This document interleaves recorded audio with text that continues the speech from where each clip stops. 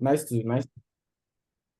All right. Okay, great. Kachi, can you just tell us a bit more about you? Who is Kachi for you? Um, Um, okay. Like everyone on this call, my name is Kachi. Um, I am currently an audit manager in one of the big four firms in Canada, and I I started off I'll just I think I started off as just like every other person on this call as a student in 2010 at the University of Nigeria in Nsukka, where I studied economics. Um, yeah, from school, I look back at school days and I look at trajectory that I've taken afterwards, and I kind of like get a sense as to why everything panned out the way it was. So bottom line, I went to I went to the invest I gained admission into the University of Nigeria and Nsukka in 2010. And before let me blow my trumpet a bit. I was getting before I got into University of Nigeria and Nsukka, I was overall best out of 31,326 students that wrote the post-UTME examinations into UNN back in the day. And that gave me a scholarship to study in school for free. So like my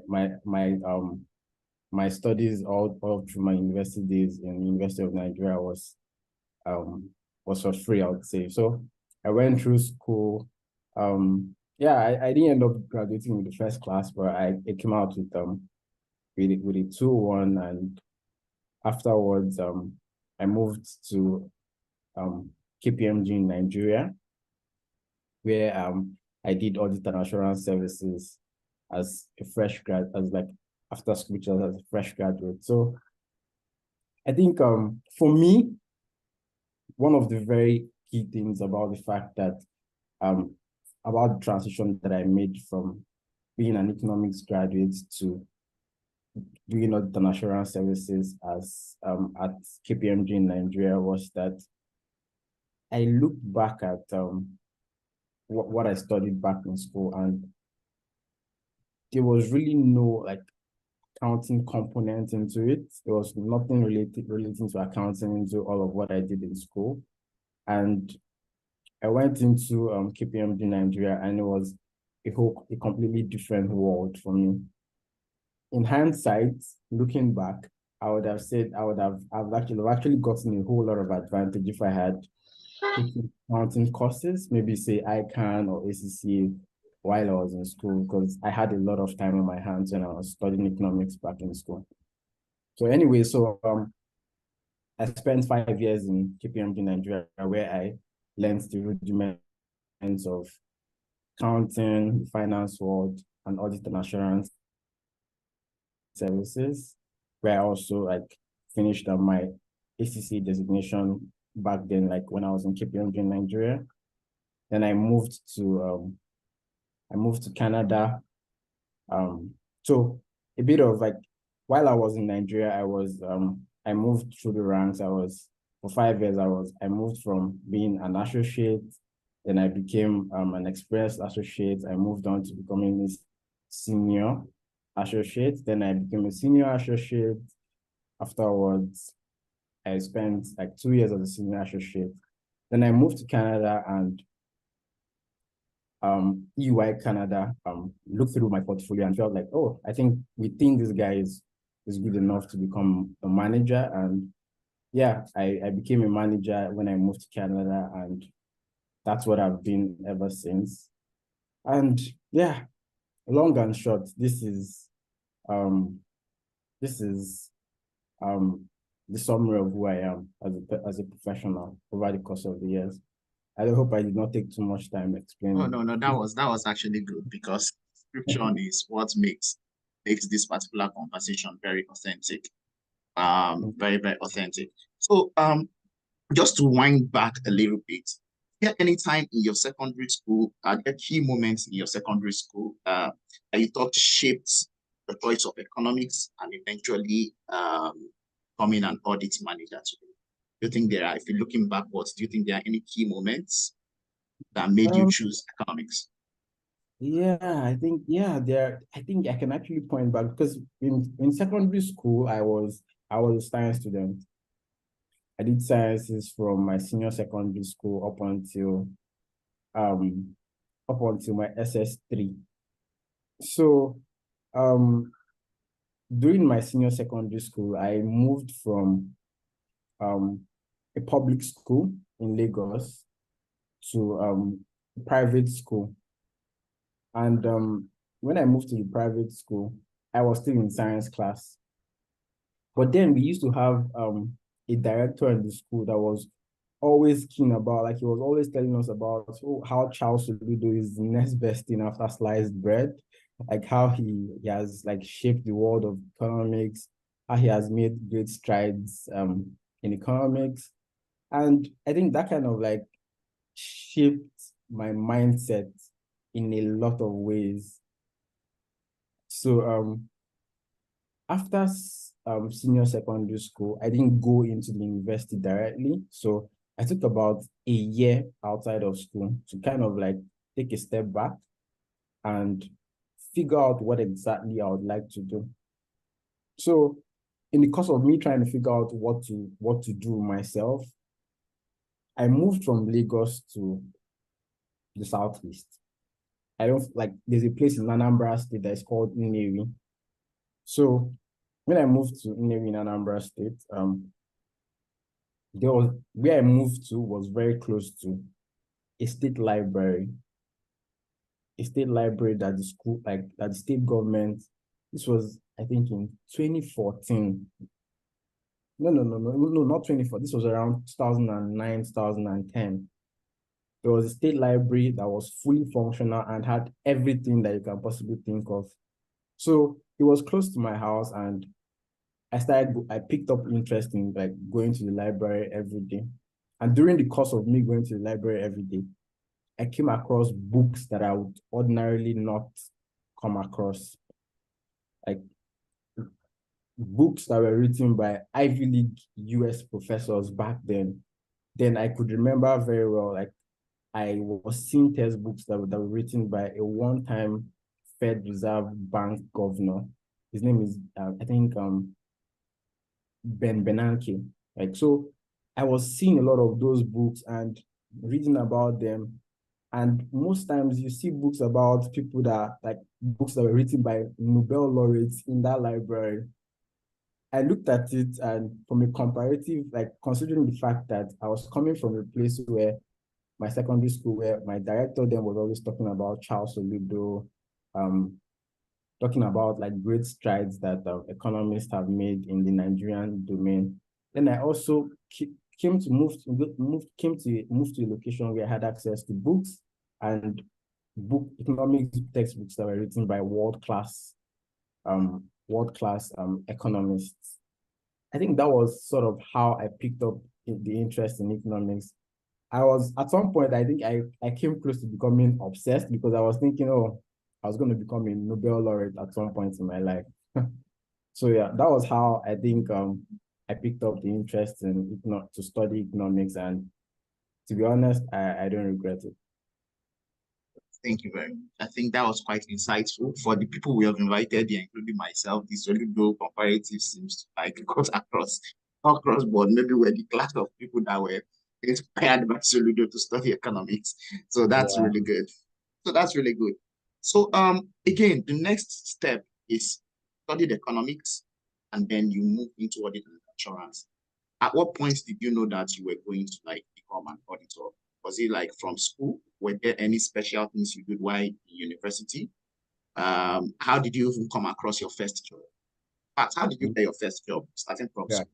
Yeah, that's a very interesting question. I'll be very honest with you. Like I did not like I never thought I was going to be an auditor. That's that.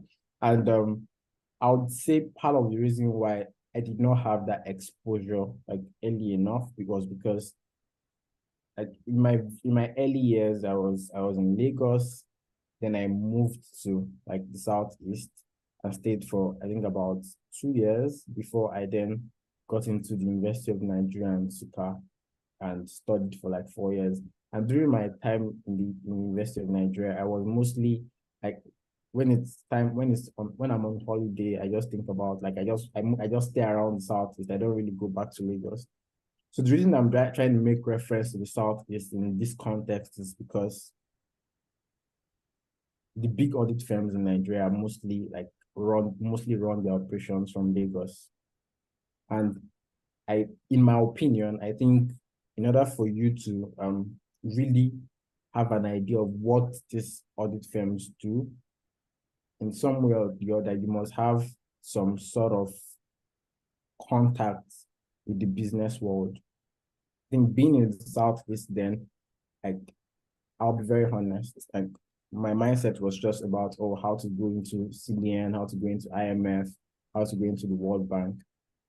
I wasn't really like thinking in direction of like these multinational like audit firms that are doing big things, like they're able to like fast track your career really fast and you can get to the top of the ladder in very good time.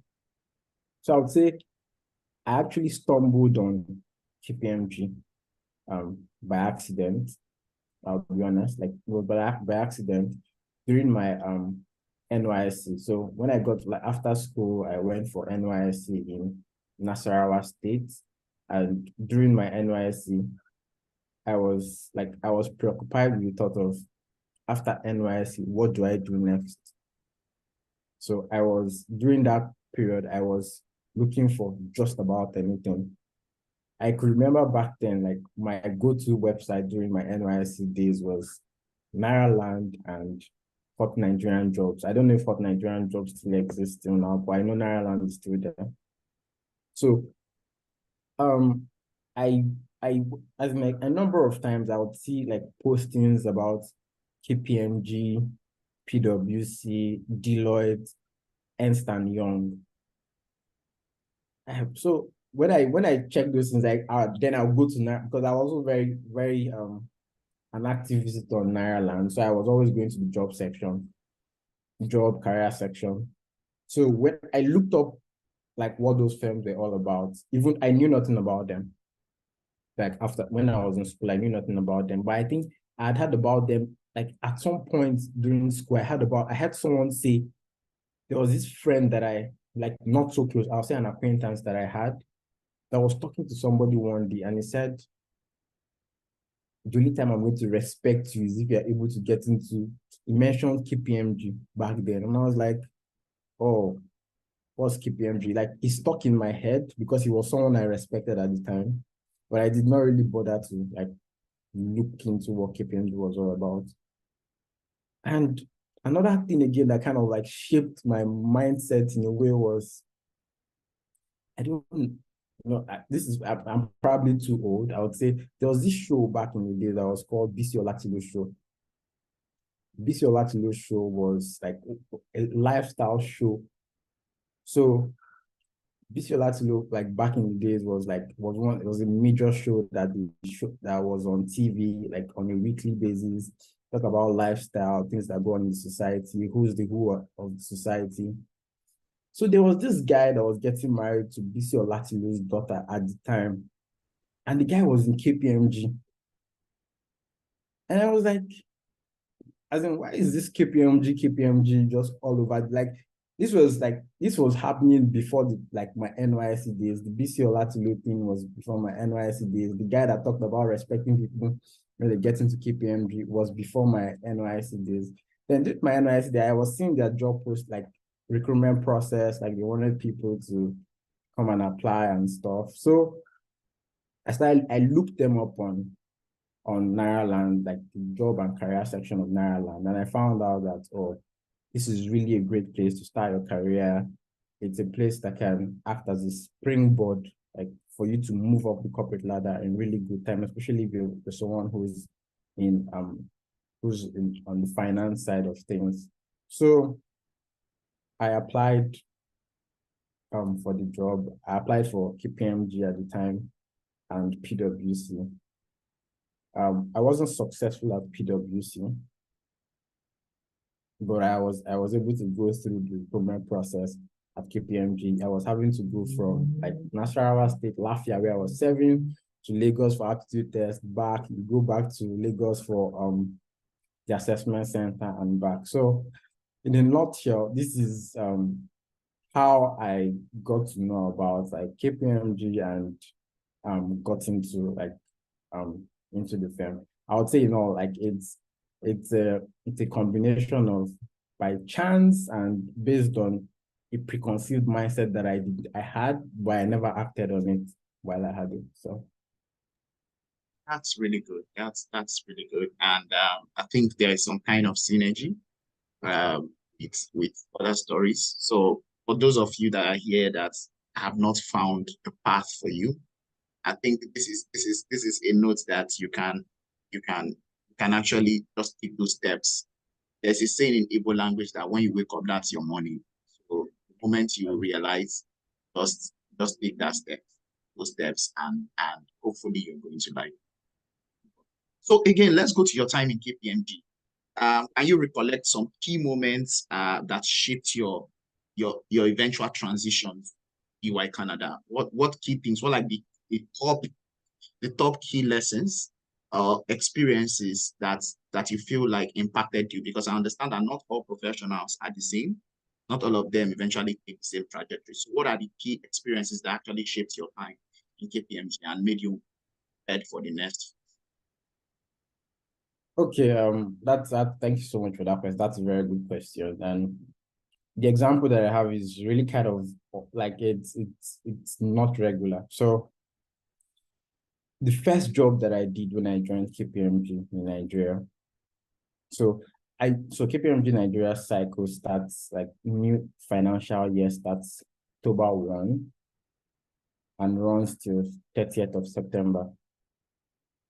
But I had my assessment center and KPMG felt that it made sense for me to come in on 1st of July instead of waiting until 1st of October. So I came in first. So typically when people join 1st of October, there's like an orientation session, there's an onboarding that happens where they train people on how to like do audit work, like because they typically hire people from different backgrounds, irrespective of what you study, just come in. Like so long as you can think on your feet, you're good at what you do, you definitely fit in.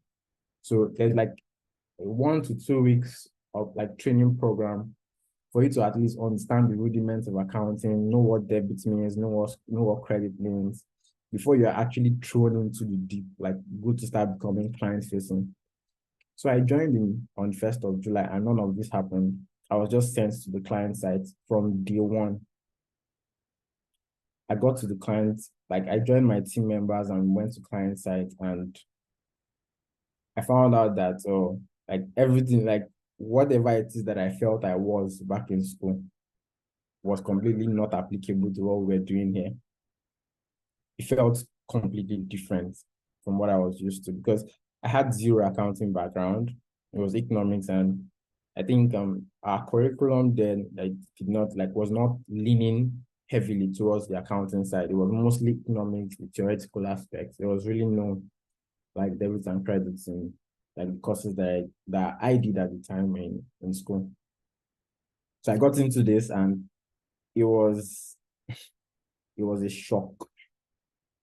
I was this kind of person that was used to when I come into a space, I'm able to blend in. I'm able to make contributions and like make like get just able to like show that you know what you're talking about. But I came into a space and I realized that I knew nothing. In the audit pool, like when we do audits, it's usually in a pool, like we call it pool, like a room where you do your audit. I realized that I had nothing to contribute. Like I definitely have to wait to be told to do every single thing. I could not take any initiative on my own. It was a shocker for me. Like it completely I would say it completely it shook my fundamentals. But I think after like a year, two at the firm, I got hold of things. I understood what audit was all about. Like I think from my third, fourth year, I was like, already, from my second year, I was already leading audit engagements because I already had good understanding of audits. And I was, at some point, I moved to a unit that was called professional practice, where I had to like offer like insights to other team members based on auditing and accounting issues. And so for me, this first step was really about like being thrown into the deep, and this is a terrain that you know nothing about. Then over time, I was able to then provide insights to other team members on what to do. Someone that was coming from complete from zero, and you're able to now offer insight to other people. So I think this learning was what helped me in making the transition to becoming a manager in Canada, working in a different. So while I was in Nigeria, I was in a unit called consumer markets, where we basically deal with clients around that did telecommunication, information technology, agriculture, not-for-profits, fast-moving consumer goods, just about clients that are not financial services and oil and gas. After about 3 years, I moved to another unit that was mostly about like technical accounting, providing insight to team members around audit, accounting, and regulatory issues, until I left Nigeria and moved to Canada. So when I moved to Canada, it was a completely different terrain, new industry, because I had to like move to Canada and started doing insurance clients. Insurance is like, I think of everything, it's the most technical aspect of like, is the most technical industry. Insurance, a new firm, and a new country. So what was able to like make me consolidate on what I was doing was I looked back at my first year at KPMG, and I realized that you actually came from zero, and it was tough, yes, but you were able to, over the years, you were able to gain grounds, and you were able to teach other people what to do when they encounter audit and accounting issues. If you were able to do this back then in Nigeria, coming from zero, here, audit is the same. It's just that the industry and the methodology for different firms might vary, but the fundamentals is usually the same. So this was what really helped me as a person to be able to make that transition and know that, oh, if you've done something previously in your other practice, then it might be difficult, but you should be able to like weather the storm no matter what comes at you. So that's really what played out for me. That's really good. So my other question now is that, okay, I'll leave that one for last. The next question is audit question. Like, how can you explain to like us as 5-year-olds what audit really is? And the other side of the question is, how has it like changed your perspective, or how has it changed your professional area? How has it like impacted you personally? That's the right question. How has audit impacted you personally? How has it sharpened your skills? How has it exposed you to the world?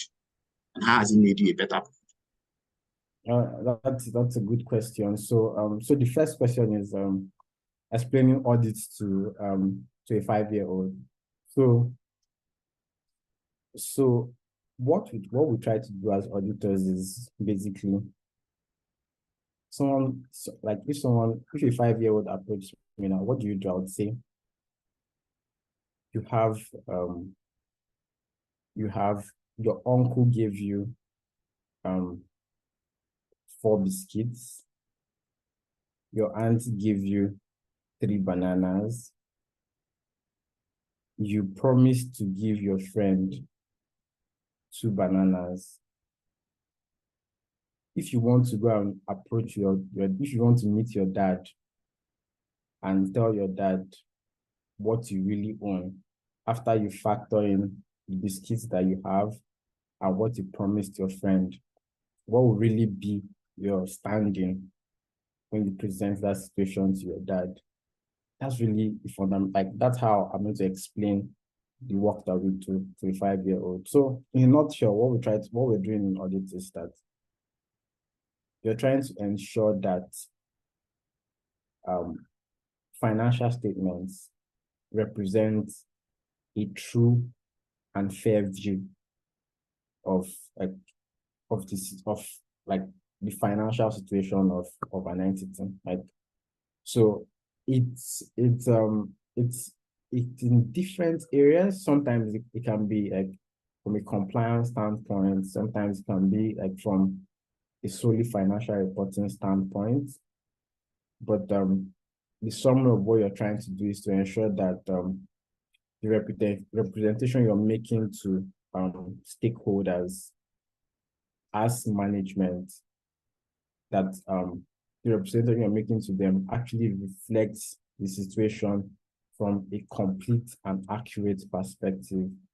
Like, not management is not falsifying or omitting information that can actually impact users of financial statements. You're just coming to ensure that what they're presenting is complete, accurate, and that users of that information can rely on that information to make informed decisions. That's basically what we're trying to do as auditors. So the second question is how auditors really shaped my perspective as a human being. As much as I try to ensure that my audit life is different from my personal life, try to keep that part separate. But I don't know, for some reason, if, for example, I send somebody money, most time when I send person money, instead of just telling person done, I'll send person screenshots of the money that I sent the person, send the person payment receipts, all those things. When I do that to somebody, they'll say, why are you going the extra mile to show me all of these things based on what you like? But I think it's still coming from the mindset of you providing sufficient and appropriate evidence to demonstrate what you've actually done. So I think it kind of like, as much as I try to ensure that I keep my professional life from my personal life separate, from time to time it still comes in and just rears its head. Like, so yeah, I try not to audit involves a lot of like professional skepticism, like you're skeptical about what people tell you. You don't take what people tell you at face value. But from a personal standpoint, I try to keep that side of me completely different and just like live my personal life. But when it comes to professional life, I'm exercising that judgment to the max. But my personal life, I try to keep that part of me as much to the extent that I can, completely different from my professional life. I hope I answered your question to the extent. All right. Yeah, that's good. That's good. Yeah, how did you essentially apply to a job in Canada? Were you in Nigeria and applied from Nigeria, or what was your path to moving abroad and getting a job with other audit firm? Okay, so my path to like moving abroad was, okay, I'll say this.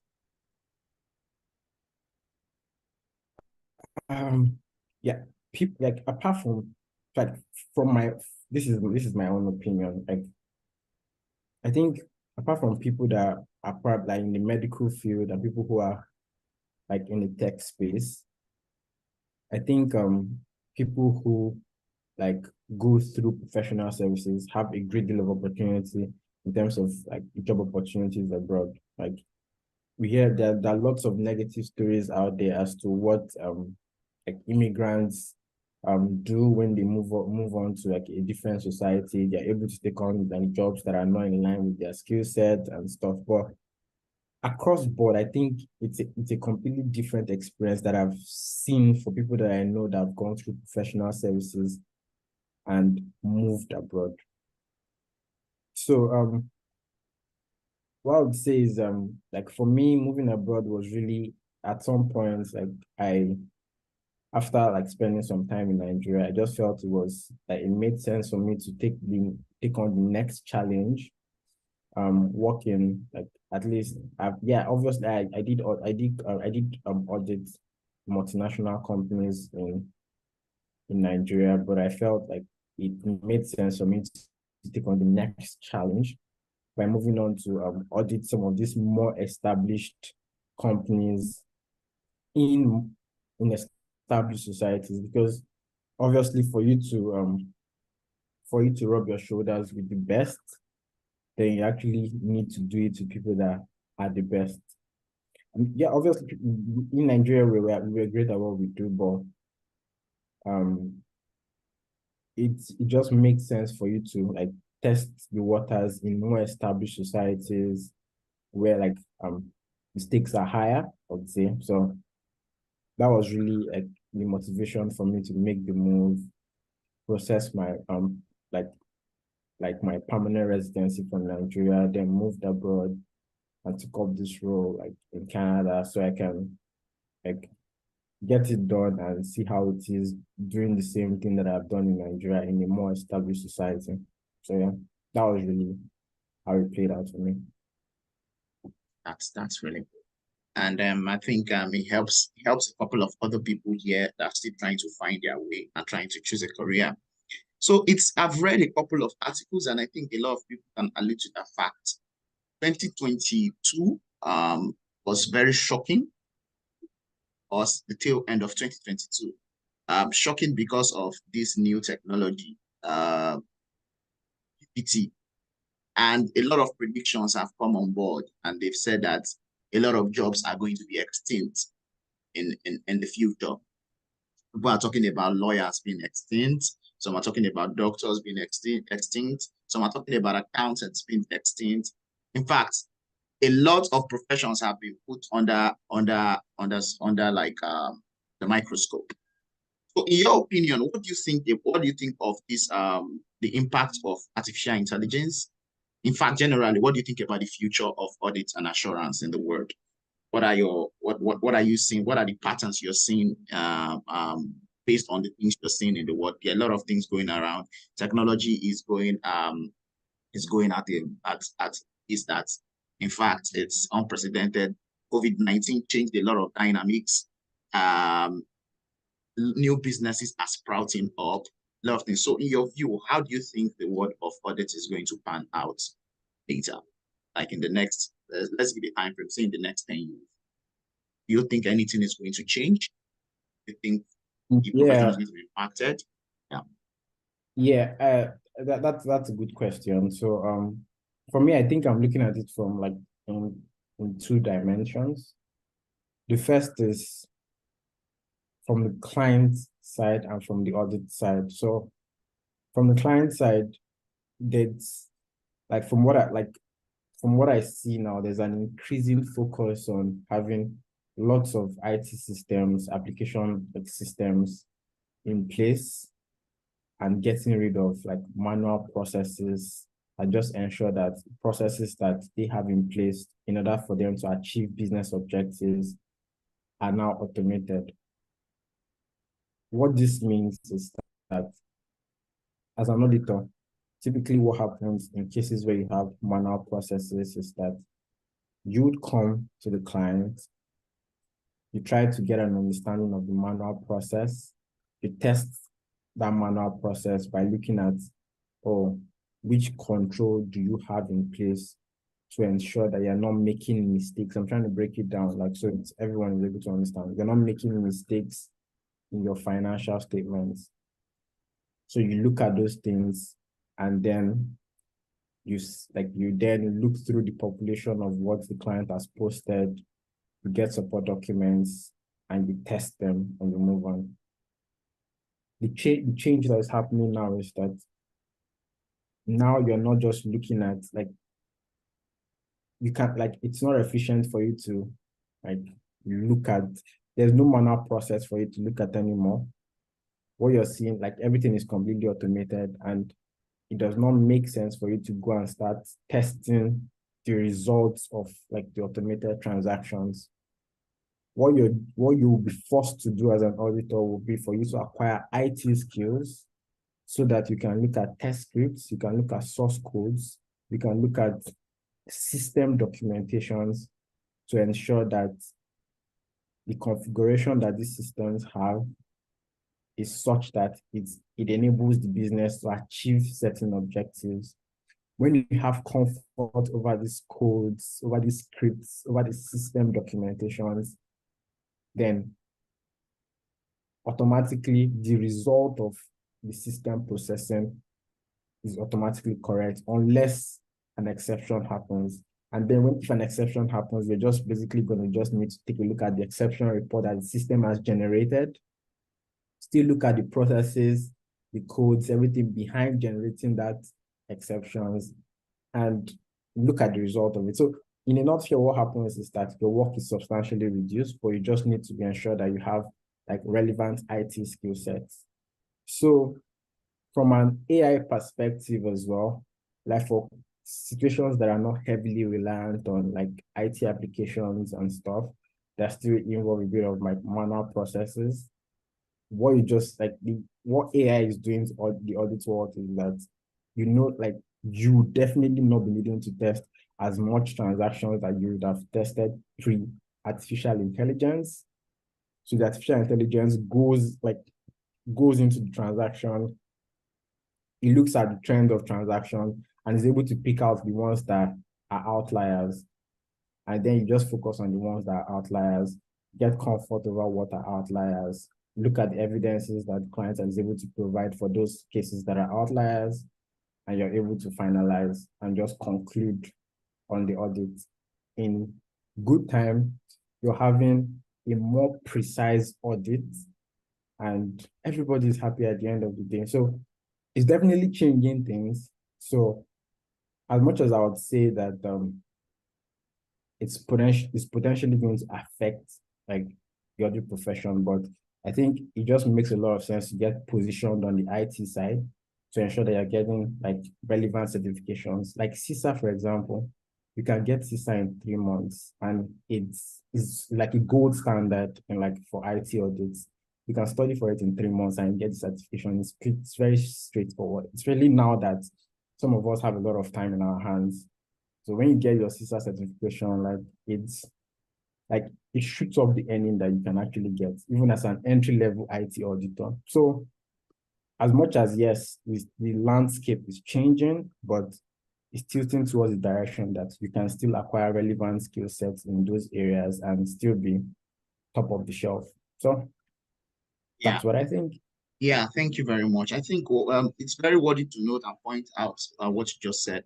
Because of this heavy influence of IT technology, what I'm hearing you say is that security, managing the security system and ensuring the integrity, whatever system that is running transactions from the client side, is intact, and it will make sense for auditors to be able to review that and be sure that things are. And I think this particular point of view is consistent with some of the things we've heard from other tech guys, because cybersecurity is going to be big business. Because essentially, no matter the growth of technology, security, integrity is still important. And I think you really hit on that. Yeah, that's good. So how would you describe a day in your life? Just walk us through what a day in your life is professionally. A typical day. Yes, a typical audit day. A typical audit day for me starts in the morning. Like in the morning, I log in, check if there are emails that popped in the middle of the night, because sometimes it pops in the middle of the night. Then when I do that, so before I actually log in, I try to come up with like a to-do list for areas that I like try to prioritize. I come up with a to-do list to say, oh, these are the key areas that I need to focus on today, and these are areas that I need to get done for the day. Then log into my like email, check what's there, then get into my like engagements, my files, and see if there are stuff that I can review stuff that are available for me to take a look at.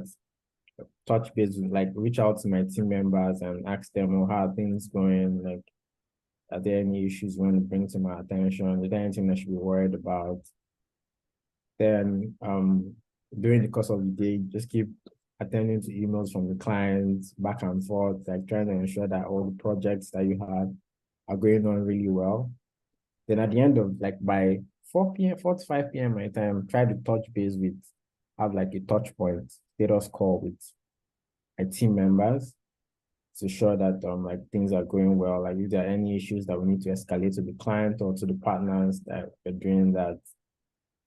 Then after the call, like try to see if you can still go back to your reviews and ensure that all your reviewing stuff, like things that are going really well. And that's it.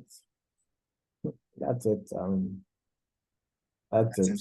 At the end of the day, try to see if like if you'll be able to take off things off your review, off your to-do list, and that's it. Just like you're gonna rest, you're gonna sleep. And the cycle continues. Yeah, that's good. That's pretty good. So I think at this point I want to yield the mic to the other members, to other people on this call. If you have any questions as regards conversation today, now is the time. You can use the chat box, or you can just indicate and we yield the mic. Not to bring back GTS. Please utilize it. Its billing per hour is very large, so please utilize it. Questions? Yeah, James, you can go. Okay, good afternoon again, Mr. Kachi and Mr. Testimony. Thank you very much for this opportunity and all the information that we've been able to gain from this session. I really do appreciate you. So I have a question, and I wouldn't say it ties along the professional route a lot, but I'll just try to get it out as much as I can and as clear as possible. So the question goes this way. Taking a step back, say you're straight out of the university, you just finished your service. You made mention of that during your presentation. At that point, how vivid was your picture? And how vivid was your picture of your future, your career, say 5 to 10 years from that time? And how would you compare it to the reality that you're currently living in now? Have you been able to like check out the milestones you had set for yourself at that time? Or are there some necessary or painful compromise that you've made along the way? Example, having to maybe choose between alternative that you consider priority, but for some reason you had to like go for one over the other. Have you had scenarios like this play out in the course of your career journey? That's my question. Okay. Thanks a lot, James. That's a very good question. So, I would say for me, one book that I really love so much, like that I love so much, is Atomic Habits by James Clear. And in that book, there's something like one very key thing in that book is the belief that process is greater than goals. I'm not against setting goals for yourself to say, oh, I want to be this in the next, I want to be this in the next 7 years. I want to be this in the next 5 years, and work towards it. You know, like I'm not against it. I completely subscribe to the idea of setting goals, to yourself, like for yourself. But for me, what I would say is, to be honest, like from NYSC, I wouldn't like, when I think like before I wrapped up, because I think I started working in KPMG 2 months after NYSC, and I got the job like before I finished NYSC. So for me, there wasn't really like, I wouldn't say that this is what I wanted to do. I'll be very honest with you. Like I wouldn't say that, oh, I wanted to I want to become a partner in XYZ number of years. You know, It wasn't the reality for me because, like I pointed out, I didn't even know what these firms were all about. I just knew that it was a company that assembled bright minds, and I just felt like it made sense to just be part of this space where you have lots of bright minds.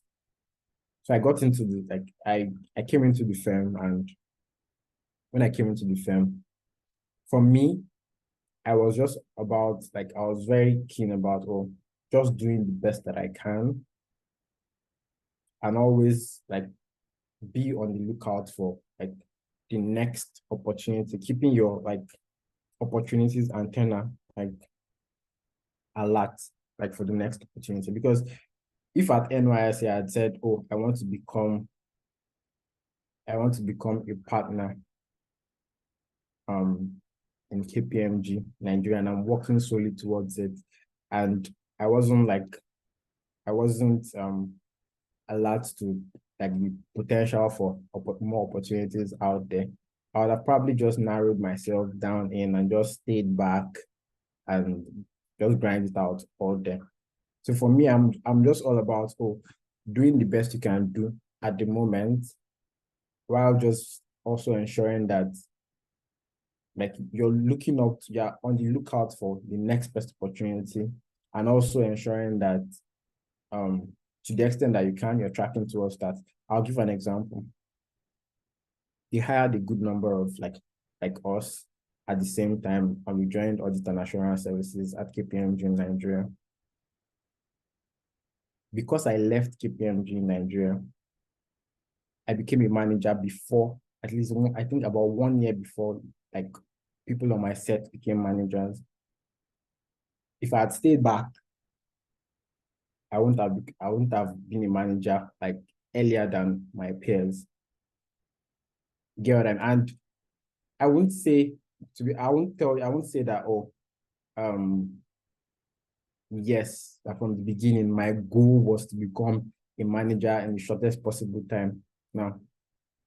I just saw an opportunity that I was giving my best at the moment, and also being on the lookout for what could potentially be the next opportunity. And when it came, I took it, and it actually did pay off for me. So I think what I would say is, to the extent as possible, if you're able to identify to say, oh, this is somewhere that I want to be in, work towards getting into that place, give it your best shot, be on the lookout for opportunities for growth outside of where you currently are, and just keep showing up every day.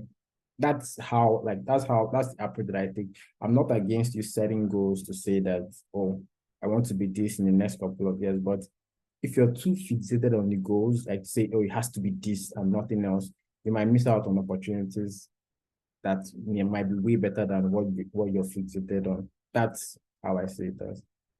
I don't know if I answered your question. Yes, you did, sir. Thank you very much. Okay, can I ask a follow-up question? Sure. Okay, so as a result of your practice over the years,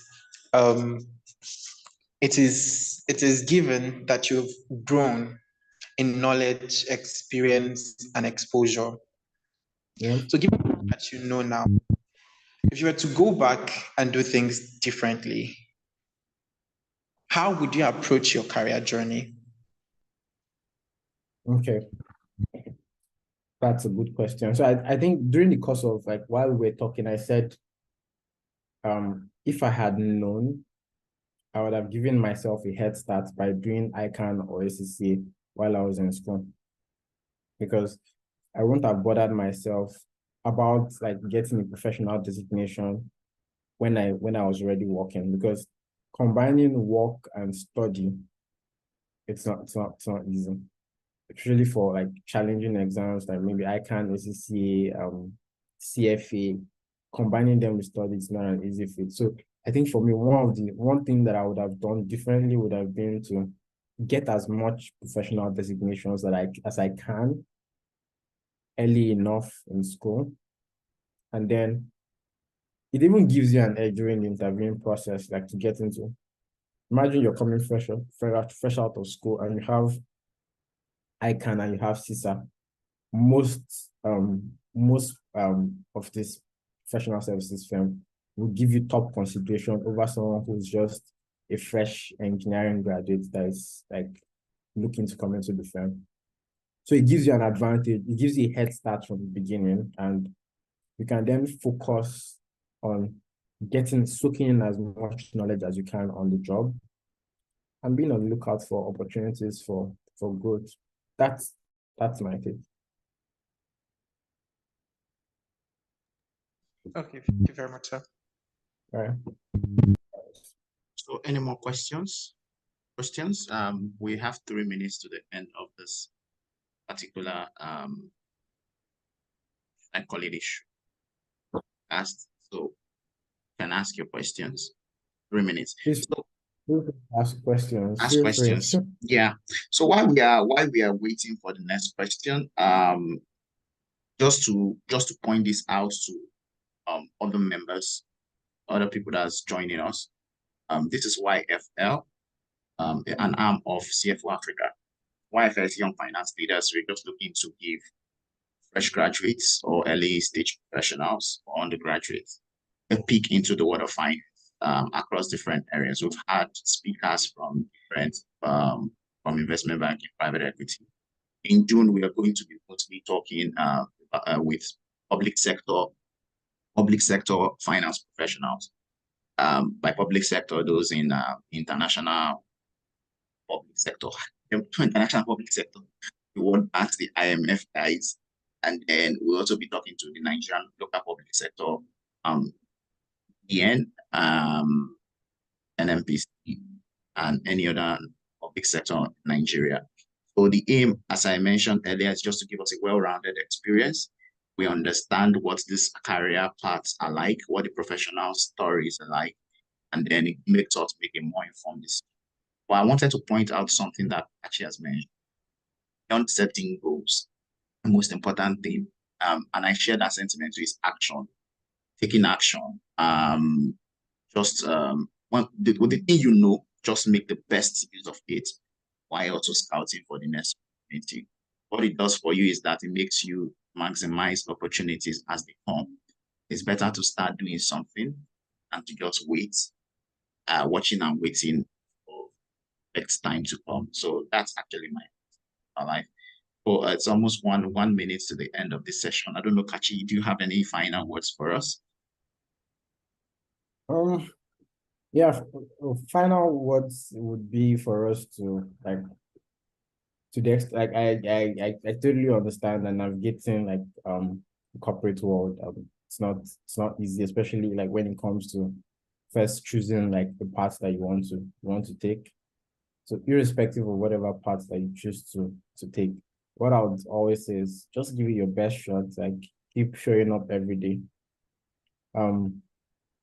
At the early stages of your career, one thing is really very important. Like it's not really about like at the early stage of your career, it's really not about what you know, because at that point, to be honest, you actually don't know anything. Like I give an example of myself, how it was when I first joined the firm, and I knew like I felt I was like a superstar from school, but I joined and I realized that I knew nothing, completely nothing. So at that stage, when you start off your career, you obviously know nothing at that point. So what will really set you apart really quickly will be your attitude towards work at that time. Showing up on a daily basis, like putting in your best, asking questions, like communicate, like being someone who's like very good at communicating. Like if you have concerns, reach out to people. If you have questions, ask those questions. These are the things that would really set you apart in the early stages, like asking for work, or is there something I can help to do? Just give me those things so that I can help to do, even if it means you telling the person to say, oh, show me how to go about these things, and I can give my best shot. You can then review it. If you have comments, put comments in those things, and I'll fix them. So in a nutshell, in the early stage of your career, it's extremely important that you put up a good attitude towards work, because at that point you really don't know anything at that point. And then you what happens with this is that you would have built up a very good reputation. Then when you start to pick up those technical skills as you move up the ladder, then it makes you a well-rounded professional. So, and the opportunities most times, like in the world that we live in today, the opportunities are endless. You can always transition from one field to another field if you feel like the field you started out with is not rewarding enough. You can start off as like someone who's very keen, like financial reporting aspect of audits, and over time you can transition to the IT side of things. You can move into being like a financial analyst, you can move into being a consultant. So there's always room to branch off into something different from what you're doing. So what is just important is that you build enough base, enough foundation at the early stages.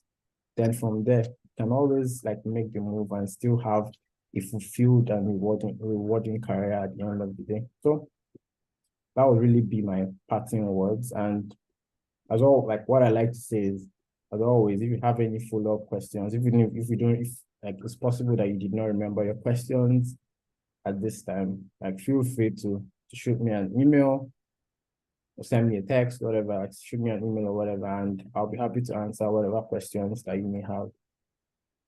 So, All right.